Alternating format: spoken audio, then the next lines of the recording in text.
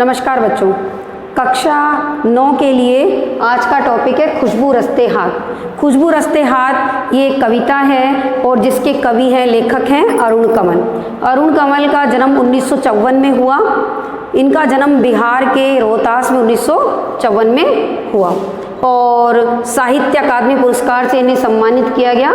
उसके अलावा भी इन्हें काफ़ी सारे पुरस्कार मिले हैं। कविता संग्रह और कविता लिखने में काफ़ी माहिर और अच्छे लेखक माने जाते हैं। इसके अलावा ये अनुवादक भी हैं, यानी इन्होंने काफ़ी सारी कविताओं का हिंदी में अनुवाद भी किया है, इसलिए ये कविता लिखने के साथ ही अनुवादक के रूप में भी प्रसिद्ध हैं।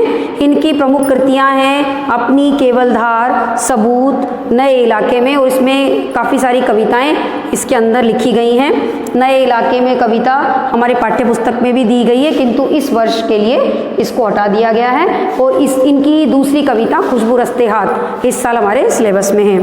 पुतली में संसार, और इन्होंने जो प्रसिद्ध पुस्तक जंगल बुक है जो लयार्ड कैपलिन द्वारा लिखी गई थी, उस बुक का भी हिंदी में इन्होंने अनुवाद किया है। तो ये सारी जानकारियाँ अरुण कमल के विषय में थी कि इन्होंने किस तरह से एक अच्छे कवि के रूप में और अनुवादक के रूप में ये प्रसिद्ध हैं और इन्हें साहित्य अकादमी पुरस्कार से भी सम्मानित किया गया है। इस अरुण कमल द्वारा लिखित जो कविता हम पढ़ने जा रहे हैं उसका शीर्षक है खुशबू रस्ते हाथ। खुशबू रस्ते हाथ कविता में कवि ने विषमताओं को बेनकाब किया है, यानी कि गरीब और अमीर के बीच की विषमताओं को बेनकाब किया है। उन्होंने बताया है कि जो हाथ लोगों के लिए खुशबू बनाते हैं, अर्थात अगरबत्तियां बनाते हैं, वो हाथ कैसे हैं, कटे फटे हैं, टेढ़े बांके हैं, जिनमें लगी हुई है, कुछ अच्छे हैं, कोई सुंदर हैं, कोई बच्चों के हाथ हैं, कुछ बुजुर्गों के हाथ हैं, यानी उन हाथों की बात की गई है जो बड़े ही अभाव में हैं, गरीबी में रह रहे हैं, गंदगी में रह रहे हैं और उस गंदगी में रहकर भी, अभाव में रहकर भी लोगों के लिए खुशबू का निर्माण कर रहे हैं, यानी अगरबत्ती बना रहे हैं। ये अगरबत्ती उद्योग की ही बात नहीं है, बहुत सारे ऐसे उद्योग हैं जो लोगों को इस्तेमाल करते समय तो चमक दमक महसूस होती है, किंतु उनके पीछे गरीब लोगों के हाथ होते हैं और ऐसी विकट और विषम परिस्थितियों में वो उनका निर्माण करते हैं। तो यहाँ पर अगरबत्ती उद्योग और उससे संबंधित बहुत सारी चीज़ों के बारे में कवि ने बताया है कि जो गरीब बच्चे हैं, गरीब लोग हैं, वो किस तरह से अभावों के बीच अगरबत्तियों का निर्माण करते हैं, लोगों को खुशबू बांटते हैं और खुद उन्हीं गरीबी में, गंदगी और बदबू के बीच अपना जीवन यापन करते हैं। तो देखते हैं आज की इस कविता में क्या होता है। तो आज की कविता हम आगे पढ़ते हैं।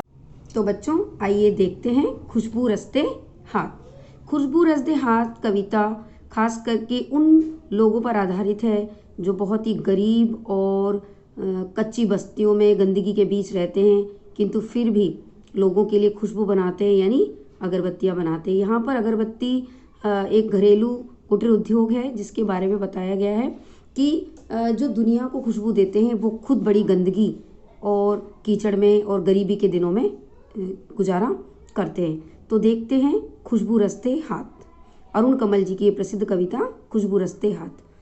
कई गलियों के बीच, कई नालों के पार, कूड़े करकट के ढेरों के बाद बदबू से फटते जाते इस टोले के अंदर खुशबू रस्ते हैं हाथ, खुशबू रस्ते हैं हाथ। लेखक ने कहा है कई गलियों के बीच, यानी जो उनकी कच्ची बस्तियां हैं काफ़ी गलियों के बीच में अंदर की तरफ है।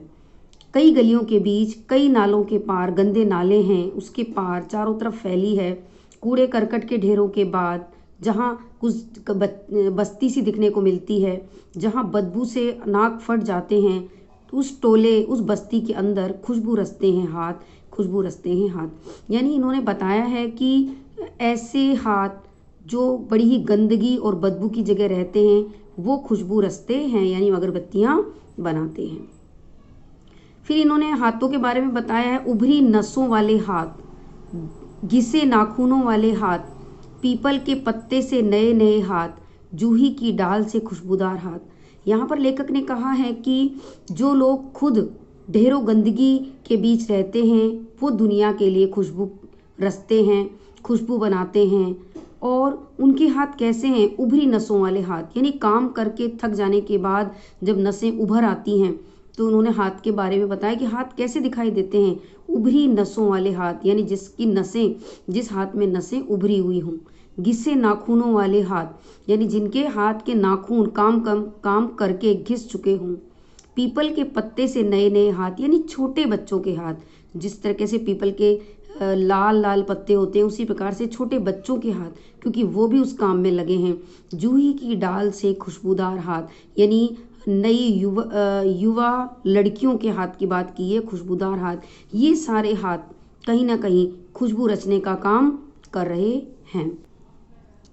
गंदे कटे पिटे हाथ, जख्म से फटे हुए हाथ, खुशबू रचते हैं हाथ, खुशबू रचते हैं हाथ। यहाँ पर हाथों के बारे में बताया कि कैसे कुछ गंदे कटे पिटे हाथ भी हैं, यानी वृद्ध लोगों के हाथ जो काम करके कट पिट चुके हैं। जख्म से फटे हुए हाथ, और कुछ लोगों के हाथ जख्मी हो गए हैं, यानी गंदे हो गए हैं। खुशबू रचते हैं हाथ, खुशबू रचते हैं हाथ, यानी कुछ लोगों के हाथ कटे पिटे हैं, जख्म से भरे हैं, फिर भी वो खुशबू रच रहे हैं, लोगों के लिए खुशबू बांट रहे हैं। उस गंदगी के बीच वो अगरबत्तियां बना रहे हैं। यही इस गली में बनती हैं मुल्क की मशहूर अगरबत्तियां। इन्हीं गंदे मोहल्लों में गंदे लोग बनाते हैं केवड़ा, गुलाब, खस और रात रानी की अगरबत्तियां। लेखक कह रहे हैं कि इन्हीं गंदे मोहल्लों में जहां लोग जाने में भी कतराते हैं, वहां केवड़ा, गुलाब, खस और रात रानी की अगरबत्तियों वाली खुशबू बिखेरने वाली अगरबत्तियां बनती हैं।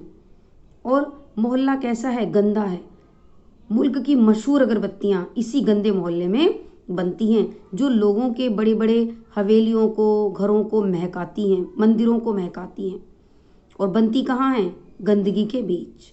दुनिया की सारी गंदगी के बीच दुनिया की सारी खुशबू, यानी जहाँ दुनिया की गंदगी भरी है, उस गंदगी के बीच दुनिया की सारी खुशबू बनती है, क्योंकि खुशबू रचते हैं हाथ, क्योंकि वहाँ बनाने वाले हाथ उन कच्ची बस्तियों में रहते हैं। खुशबू रचते हैं हाथ, खुशबू रचते हैं हाथ। यहाँ कविता के माध्यम से लेखक ये कहना चाहता है कि बड़े बड़े उद्योग धंधे जो फल रहे हैं, फूल रहे हैं, और शायद बड़े बड़े लोग जिन चीज़ों का उपयोग करके खुश होते हैं, उन चीज़ों को बनाने वाले गरीब और गंदगी के बीच रहने वाले मजदूर लोग हैं। तो यहाँ पर हाशिए पर जीवन व्यतीत करने वाले, गरीबी रेखा से नीचे जीवन व्यतीत करने वाले लोगों की व्यथा बताई है कि जो पूरी दुनिया को खुशबू देते हैं, जो पूरी दुनिया को खुशी देते हैं, वो लोग खुद गंदगी के बीच अपना जीवन यापन कर रहे हैं। तो बच्चों, इसके साथ ये कविता खत्म होती है। आशा है आपको ये कविता अच्छे से समझ में आई होगी। आज के लिए इतना ही। धन्यवाद।